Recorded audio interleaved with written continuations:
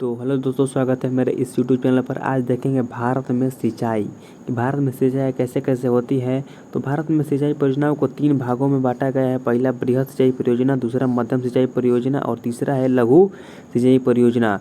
तो बृहद देखेंगे, बृहद किसे कहते हैं। बृहद सिंचाई परियोजना के अंतर्गत वे परियोजनाएँ सम्मिलित की जाती हैं जिसके अंतर्गत 10,000 हेक्टेयर से अधिक भूमि हो।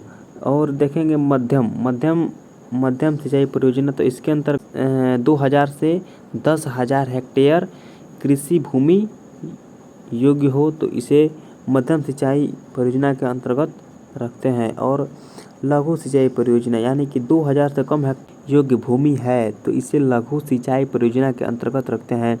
वर्तमान समय में आगे देखेंगे, वर्तमान समय में भारत में कुल सिंचित क्षेत्र 37% बड़ी एवं मध्यम सिंचाई परियोजना के अधीन, 63% छोटी सिंचाई परियोजना के अधीन है।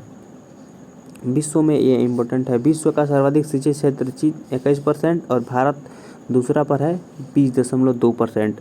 तो ये एक बॉक्स है, इसको देख लेते हैं।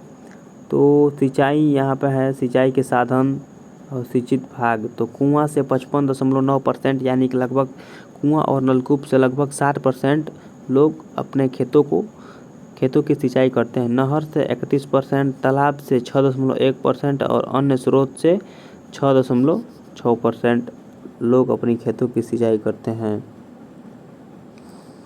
तो आगे देखते हैं। और अगला इम्पोर्टेंट यहाँ से है, वर्तमान समय में कुआं और नलकूप भारत में सिंचाई का प्रमुख साधन है। इम्पोर्टेंट है ये, वर्तमान समय में कुआं और नलकूप भारत में सिंचाई का प्रमुख साधन है। अगला देखते हैं, देश में प्रमुख नलकूप एवं पंप सेट तमिलनाडु में 18% पाए जाते हैं, महाराष्ट्र में 15.6%, ये दूसरा है। और केवल नलकूप का सर्वाधिक सघनता वाला राज्य उत्तर प्रदेश है। आगे देखेंगे, प्रायद्वीपीय भारत में सिंचाई का मुख्य साधन तालाब है और तालाब द्वारा सर्वाधिक सिंचाई तमिलनाडु राज्य में की जाती है। तो तमिलनाडु में सबसे तालाब द्वारा सिंचाई की जाती है। प्रायद्वीपीय भारत में सिंचाई का प्रमुख साधन तालाब है और सबसे ज़्यादा सिंचाई तमिलनाडु में की जाती है। अगला देखते हैं, दमन गंगा सिंचाई परियोजना दमन गंगा नदी पर कार्यरत है।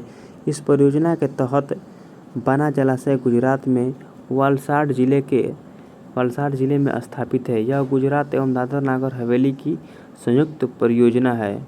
ठीक, आगे देखेंगे, दमन गंगा नदी महाराष्ट्र एवं गुजरात से बहते हुए अरब सागर में गिरती है। तो यहाँ तक समझ में आया होगा। अगला फैक्ट देखते हैं, गिरना सिंचाई परियोजना महाराष्ट्र के नासिक जिले में गिरना नदी पर स्थापित है। और अगला देखते हैं, पंबा सिंचाई परियोजना, ये केरल में पंबा नदी पर स्थित है। तो आगे देखते हैं, आगे है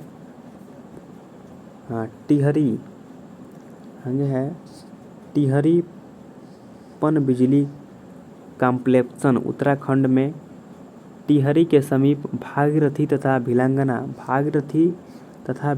पर स्थापित है। यहाँ से सिंचाई, जल आपूर्ति एवं जल विद्युत का उत्पादन किया जाता है। अगला फैक्ट देखते हैं, इंदिरा गांधी नहर को सतलज नदी से जल मिलता है और यह भारत का सबसे लंबी सिंचाई नहर है।